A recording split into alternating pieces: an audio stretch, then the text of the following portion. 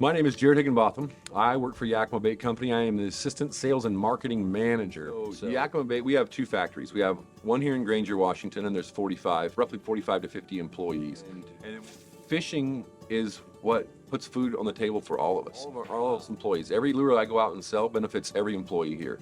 And, fishing is something that has to be available.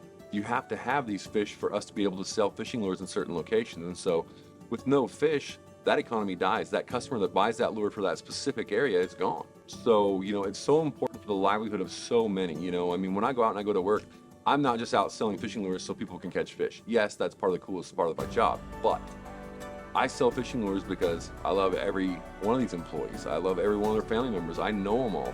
And, in a way, they rely on myself and the president, Dan McDonald, to get out and sell this gear so they can build it so we can all have a job. So, the fact that the fish are here and stay here and we take care of fish and fisheries and habitat for these fish is very, very vital to our way of life. So my name's Dan McDonald. I'm the president of Yakima Bait Company. I've been president since January of 2013, and this is a family business. So a number of the products that we introduced and that we continue to produce that have patents is our spin and glow product, patented product. It's a unique item. Nobody else is able to manufacture something like this. It's been used for steelhead since they introduced it.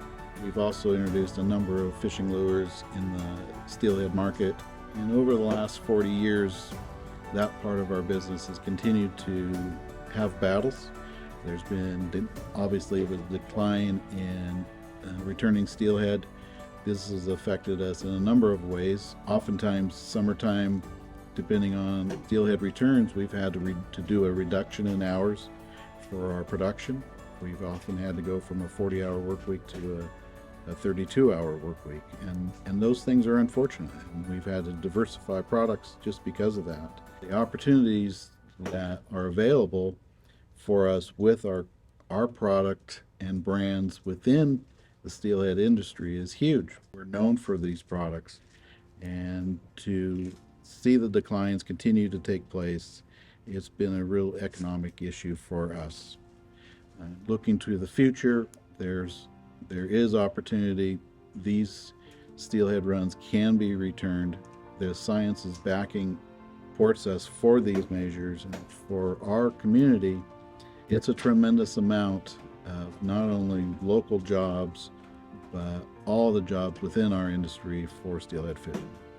Steelhead fishing, especially in the Yakima Valley, has been something that brought not only people together and fun and dinner on the table for families, but it brought an economic impact to the Yakima Valley that is something that if it goes away, it can't be replaced. That piece of that pie is gone forever. You don't get to replace it. And I managed a store called Hammers Outdoor World. It was in Union Gap, which is a suburb of Yakima, Washington. And I managed that store for 8 years. And the first 6 years I was there, steelhead fishing was good.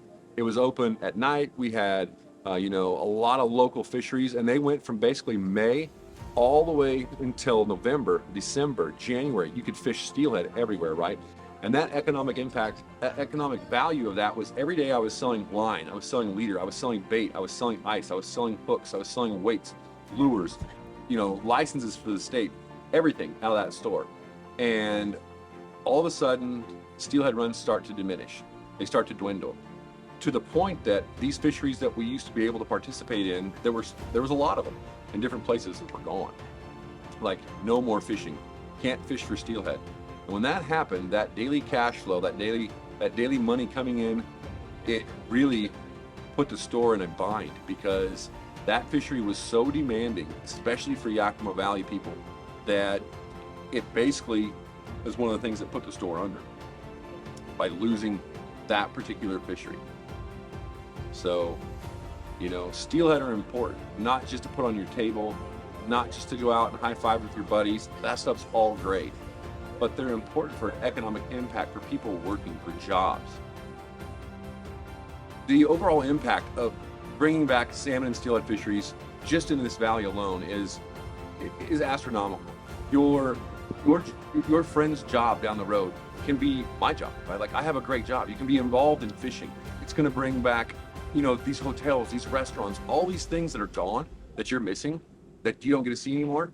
This is what this brings back. We have, I think that there would be more jobs coming to this reason, but not necessarily like new businesses either, right? But Buffalo Wild Wings will be busier. Motel 6 will be busier. Hertz Rental Car will be busier. Yakima Airport will be busier. Uber will be busier. All these things that benefit so many people, that's the game changer, right? That's the game changer. It's building these businesses. It's not like we have to start new. It's growing the ones we already have that we already support.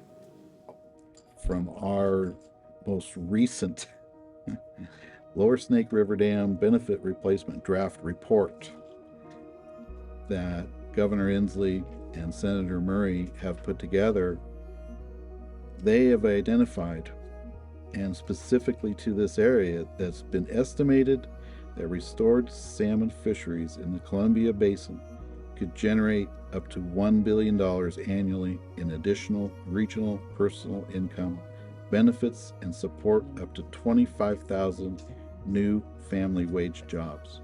We have awesome wineries here. People are already coming here, right? Let's give them something else, right? Let's make Yakima Valley, the Eastern Washington, the Alaska, right? To where people travel here for a destination, not only for the wineries or to see the farming or whatever, to fish, right? To come here to fish, and not only that, it brings families together. Fishing brings families together, right? And so there's so many positive impacts that it so outweighs the negative impact that it's just a given. So let me ask you a question. What do you sit up at night and think about? What is your passion?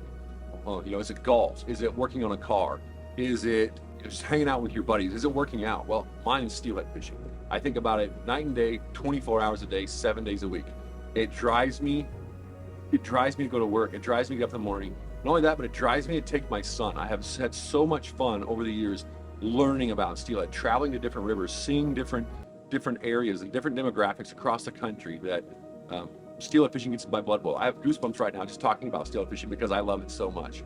And there's so many people out there just like me that this is their passion. This is what they brings their families together.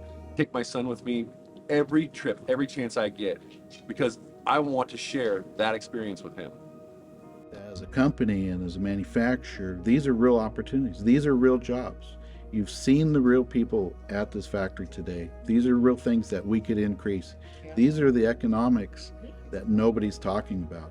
When I tell my in-laws who enjoy low power, they don't realize that 4 Snake River dams provide 5% or less of the actual power on the hydro grid.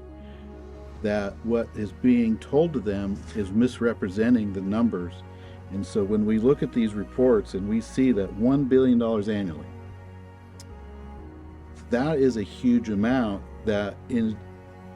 If that includes all the other costs that are diminished by removing dams, it's even more significant. And I think those are the facts that I wish more people had the opportunity to hear and understand.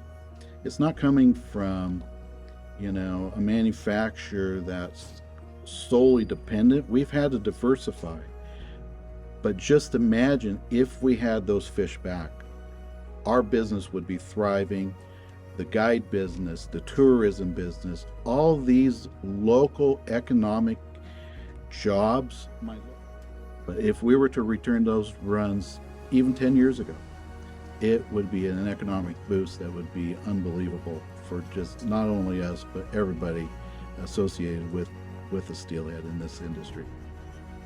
Everybody has to think through is listen to what their vote will mean, whether it's in the primaries, whether it's in November. What does that vote mean? Does that vote mean I'm going to continue with the status quo, or am I about change, and change for what is best for the economy of where I live, that's real, and not being told to me by lobbyists and politicians that are trying to keep their jobs?